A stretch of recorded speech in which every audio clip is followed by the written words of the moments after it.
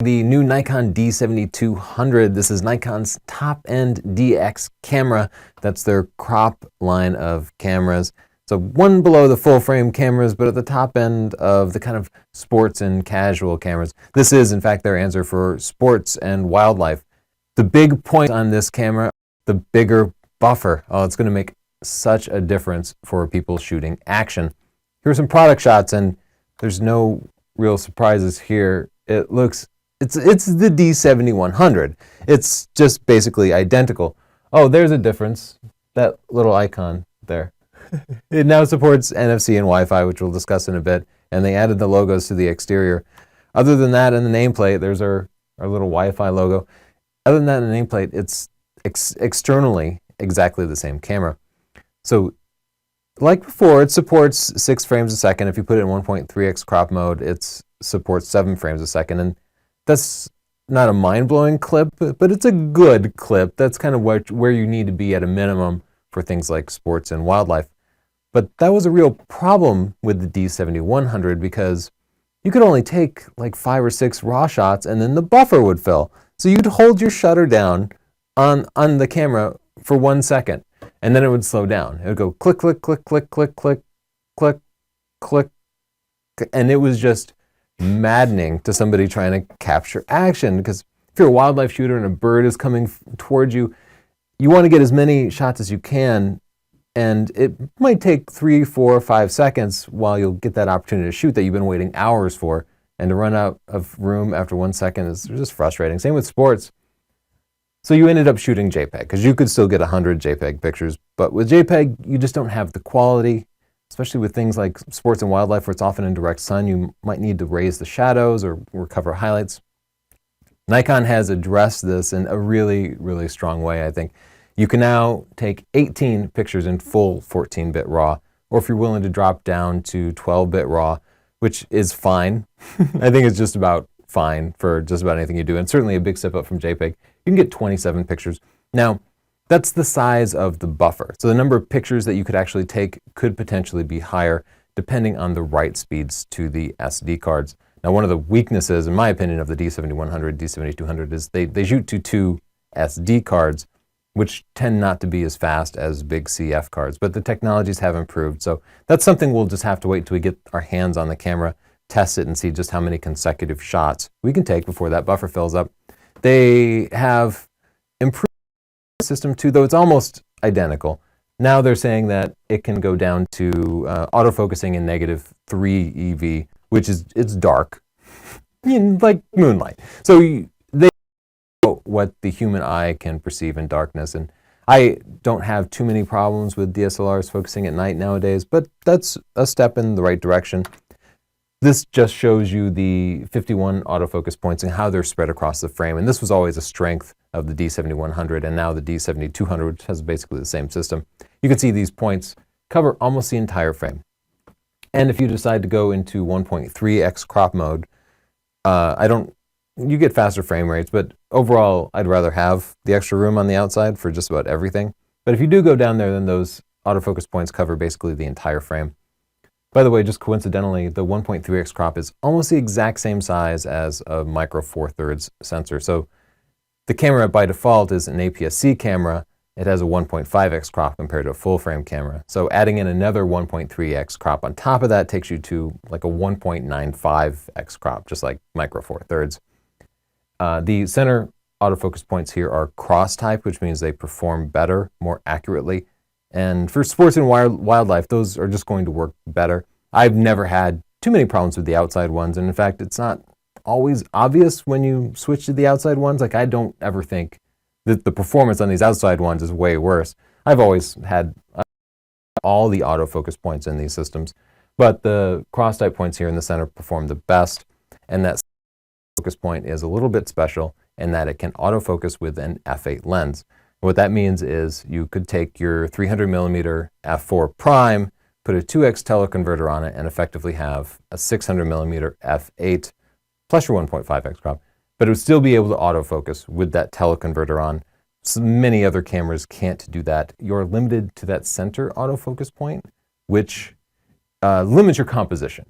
If you're shooting sports, for example, you might want to focus on somebody's face, which would probably be in the top part of the frame, well, you wouldn't really be able to do that. Or you'd have to change your composition with cropping later and hope you were shooting wide enough. Same with wildlife. With a flying bird, you'll follow the rule of space and put it in the left third of the frame. We don't get to do that. Whatever your important subject is, has to be dead center in the middle of the frame. Hopefully, it's far enough away, well, it needs to be far enough away that you can rely on simply cropping. But if you're using that extra teleconverter, then it's probably a far away subject anyway. So it's basically, it's for really far away subjects. The price on it is $1,200, and they expect it to ship in April 2014. If you get that kit lens, the 18 to 140 millimeter, it jumps it up $500 to $1,700. And there aren't a lot of great options for APS-C kind of super zooms, and I always did like that particular Nikon, and $500 extra is a pretty good price for it. If you decide you don't like it, you could probably turn it around and sell it on eBay and get your money right back.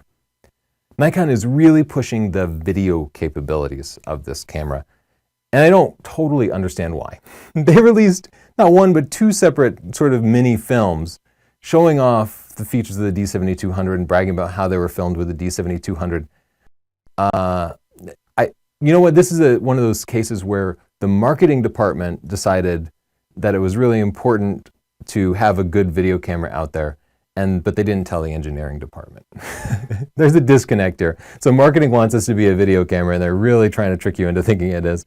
But in no way does this compare favorably to more capable video cameras. It's not that it's bad. It's a step in the right direction. It just is not what I would recommend somebody buy if you wanted a video camera. At standard full frame, full APS-C frame, it does 1080p 30 frames a second, which is a real surprise because the less expensive D5500 does 60 frames a second, as does almost every newly released Nikon. Every newly released Nikon. If you want to do 1080p 60 frames a second, you have to drop down to 1.3x crop mode, which gives you the same size sensor as a Micro Four Thirds sensor. And if you're dealing with that smaller sensor, then you pretty much have to compare it to the almighty GH4, because now you have the same sensor size. And the GH4 will do 96 frames a second at 1080p. And it will also go up to 4K, which this camera completely lacks. The GH4 also has an electronic viewfinder, a tilting screen, a touch screen, smoother autofocus. It just is all around a much more powerful video camera. They're also giving you flat picture control, which is basically a not very contrasty picture.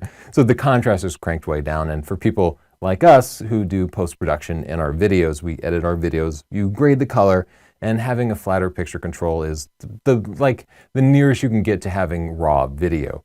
It will allow you to recover some blown out highlights in the sky that would have been blown out with normal saturation, or maybe bring up some shadows. It gives you just more options in editing, but it doesn't come close to comparing to the raw video you'd get from a Blackmagic camera or a higher end Red camera or something like that. They're also giving you custom picture control, which is kind of a cool feature. I'll say I'm not enamored. The flat picture control isn't necessarily for video. You can take still pictures with it, and they show off the custom picture control being used for still video too. But I think if you're this deep into it, you're shooting RAW. And if you're shooting RAW, all these picture control things are pretty meaningless unless seeing altered colors on your preview screen after you take a picture is that important to you. So if that is important to you, you can go in and edit a picture and then create a custom picture control that will automatically apply those color settings to the picture. But if it's RAW, you have to go back and edit it anyway. But it will work in video. So if you just want to make sure that the video processing happens in camera properly, maybe that's an interesting option for you. They now give you auto ISO in manual mode, which is a feature we've seen in most of the new cameras coming out, meaning you can let the camera automatically adjust the exposure for changing lighting conditions. It's something a casual videographer does if you're shooting your kids' sports or something, not something necessarily a more serious videographer would do. And they're introducing a new wireless mic, the MEW1. I will just have to wait to test it because mics are so complex and we don't have much information about this, so it's hard to say how it might compare to something like the Sennheiser EW100 G3 that I'm using to record this. Another feature is what they call the zebras. This is basically showing you where in the frame highlights are being blown out, and it's primarily useful in video. Just shows that these are overexposed or almost overexposed so that you could more easily recognize, oh, it's snow in the background, I don't care if it's overexposed, or hey, the subject's face is overexposed a little bit, I need to dial it back. There are some more disappointments with the video too, like there's no focus peaking. But I have a set of slides later where I'll discuss the disappointments around this. They're also adding in Wi-Fi and NFC. So Wi-Fi is wireless networking like with your computer, and it's a useful tool for getting pictures from your camera to your smartphone, and then from your smartphone to Facebook or Twitter or wherever. It's a clumsy process on every camera. It is. And the Nikon Wi-Fi software isn't great compared to the others. NFC is simply a shortcut, an easier way to set up Wi-Fi. So file transfers don't happen over near-field communications NFC. They happen over Wi-Fi. NFC just allows your camera to tell your phone, hey, these are the wireless settings that we should use when we communicate. And I believe that's exclusively for people using like Android devices. I think if you have an iPhone or an iPad, you won't get to take advantage of that sort of NFC quicker setup. Just means you go through a couple of extra clicks while you set your phone up. So now I'm going to go through and compare the D7200 to what I think are the big rivals. And we're going to be comparing it in our review of the D7200 to these cameras. Also, if there's another camera you want to see, tell me. Write a comment down below and I'll check it out. Well, as you can see, they did not change the physical controls whatsoever. There's literally no perceptual difference between these two cameras. The D7100 is going for about $1,000 now. The D7200 is currently selling on B&H for $1,200, but the D7100 can be had used, and it's a very durable camera. So consider picking it up for $700 used, and then if you don't need the bigger buffer or you don't want that extra sharpness, and then you have an extra $500 to spend on lenses and flashes and lighting and stuff. The D7100 was limited to 6 14-bit RAW shots. 6 or 7 12-bit RAW shots. Those go way up, like 3-4 times to 18 14-bit RAW shots or 27 12-bit RAW shots. The D7100, I never cared much about these ISO ratings, the higher ISO ratings, because usually you can just underexpose at a camera's top rating of like D60 or ISO 6400. You could underexpose 2 stops and then crank that up in post to basically achieve ISO 25600. And in my tests, you don't lose a lot. But they have upped the highest ISO rating. Again, that does not mean you're getting better quality. We'll wait to test the camera. But I don't expect to see any quality improvements from the D7200 besides the sharpness, any like noise improvements. And they've Nikon says they've improved the low light focusing capability. So in slightly darker conditions, you can expect the camera to lock on focus a little bit better. Now let's compare it to the big rival on the other side of the fence, Canon, their sports camera, the 7D Mark II. Frankly, I'm kind of disappointed in the D7200 because I wanted this to be Nikon's answer. And I wanted to be able to send sports and wildlife people over to Nikon because I've been sending them towards the Canon camp for a long time because of lens availability and because of the 7D. And the 7D Mark II is simply amazing.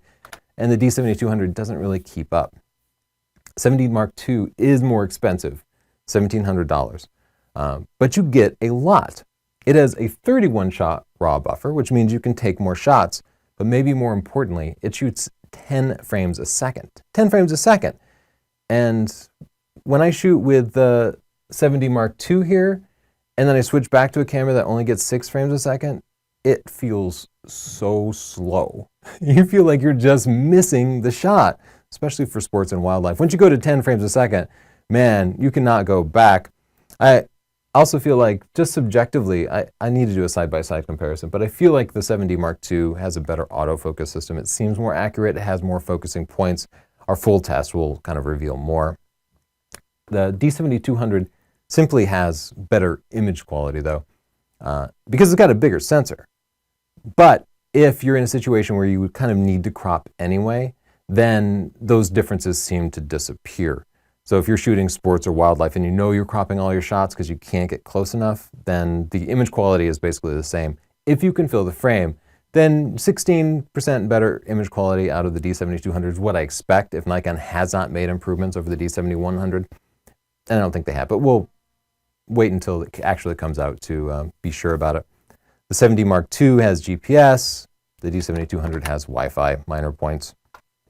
Comparing it to the little brother, the D5500, which we're still in the process of reviewing, you can see the physical controls here are very different. First, the D5500 here has the articulating touchscreen, which makes it a much more capable video camera than the D7200 will ever be, just from a functional point of view. You can just touch that touchscreen and refocus it. If you need to hold it down low, you can just tilt the touchscreen up and actually see it, or hold it over your head. If you put it on a rig on your shoulder, you can flip it out and see it more easily. That articulating touchscreen makes a huge difference as far as it being a functional video camera, and the D7200 lacks all of that. More reasons that I just don't think they should have positioned it as a video camera. But on the side of the D7200, just these row of buttons, just more buttons, an LCD screen on top, more dials, and it's overall a bigger and chunkier camera. So for still photography, I'd much rather have the D7200. I like those extra buttons. I don't like navigating menus to change settings. The D5500 is priced about $800 new, $400 cheaper than D7200. So the D7200, 50% more expensive. It's more camera though. It's just sturdier, it's a little bit faster, has a substantially more powerful focusing system, though I like the focusing system in the D5500. It also, maybe the most important difference here is the focusing motor. And that's very important because it allows it to work with older Nikon lenses that aren't AF-S. So you could get that 50mm f1.8D instead of the 50mm f1.8G. Both 50mm lenses, pretty similar image quality, but the 50mm f1.8D is like 110, 120 bucks. The G will cost you an extra 100 bucks. So right away, if you just get that one lens, you're saving yourself 100 bucks and kind of closing the gap here. If you're into sports and wildlife, you can go back to lots of older Nikon lenses that don't sell well used because they require a focusing motor. Everybody using a D5500 can't take advantage of that. So it opens you up into this world of mostly used lenses that require a focusing motor, but that you can get cheaper. So in a way, that focusing motor can actually save you money. The D7200 also has 2 SD cards, which is useful largely for capacity. I always throw an extra card in there, just a big, cheap 128 gig card, just in case I run out of space. I'll know I'll just never run out of space. But if you're shooting professionally, if you don't want to risk losing a shot because of a corrupted card, you can write to both cards simultaneously and you'll just be that much safer. Now, I'll quickly compare it to its big brother, the D610. So the D7200 is the high-end DX camera. The D610 is the low-end FX camera. Bigger sensor, so they're good for different things. They each have their own place. The D610 now is only $300 more than the D7200, so that's a small price to pay for a 2.25 times image quality improvement, roughly.